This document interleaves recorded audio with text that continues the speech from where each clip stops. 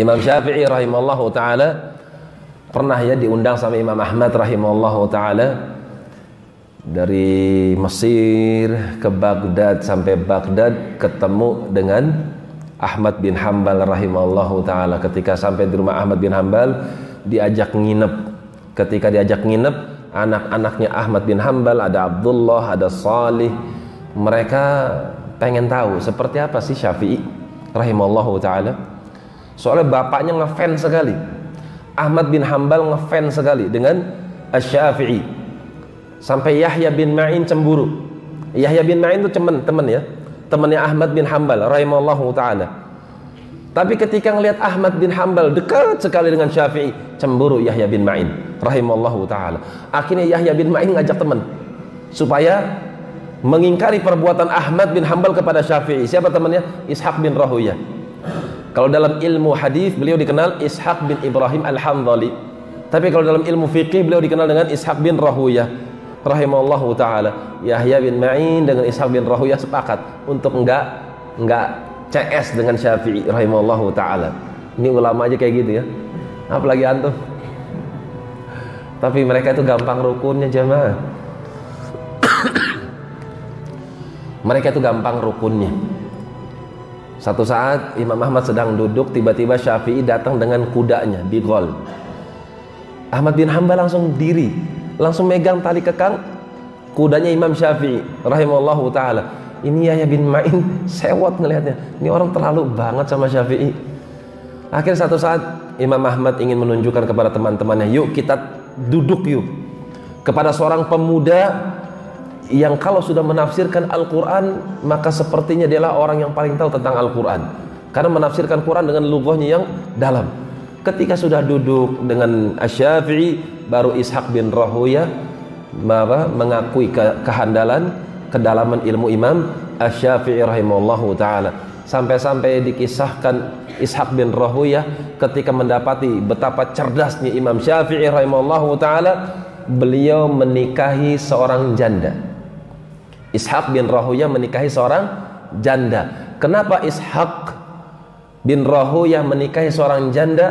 Karena janda tersebut mengkoleksi kitab Imam Syafi'i. Masya Allah. Tunkahul mar'atu likutubiha, kata beliau. Perempuan itu dinikahi karena kitab-kitabnya. Lihat yang mereka para ulama ya, kalau nikah itu harus ada tujuan. Bukan cuma cantik aja, silahkan cantik, silahkan kaya, tapi upayakan yang salihah. Ini Ishaq bin Rahuyah. Ketika datang Syafi'i ke rumah Ahmad bin Hanbal, maka Salih dengan Abdullah itu jadi jadi security di rumah. Bapaknya ngasih makanan ditaruh di kamar Syafi'i. Bapaknya yaitu Ahmad bin Hanbal naruh ember isinya air. Kemudian Saleh dan juga Ahmad memperhatikan gerak-gerik Imam Syafi'i rahimahullahu taala. Kok cuma celentang, nggak tidur malam. Lihat nampannya, makanannya ludes, nggak disisain sedikit pun. Katanya imam, katanya seorang syekh, seorang alim, kok satu nampan habis. Seorang alim itu makannya nggak banyak, ini kok banyak bisa habis. Terus malam nggak tidur lagi, nggak sholat malam lagi, ditungguin, dilihatin, kok nggak tidur malam, nggak qiyam lail. Ketika dikumandangkan adzan, berangkat tanpa wudhu, langsung dikomentarin, Pak, Bapak salah deh kayaknya ngefans sama orang itu. Harusnya Bapak tuh ngefans dengan Sufyan Ats-Tsauri, Ibnul Mubarak, bukan Muhammad bin Idris Asy-Syafi'i rahimallahu ta'ala. Kenapa? 1, 2, 3 alasan ini.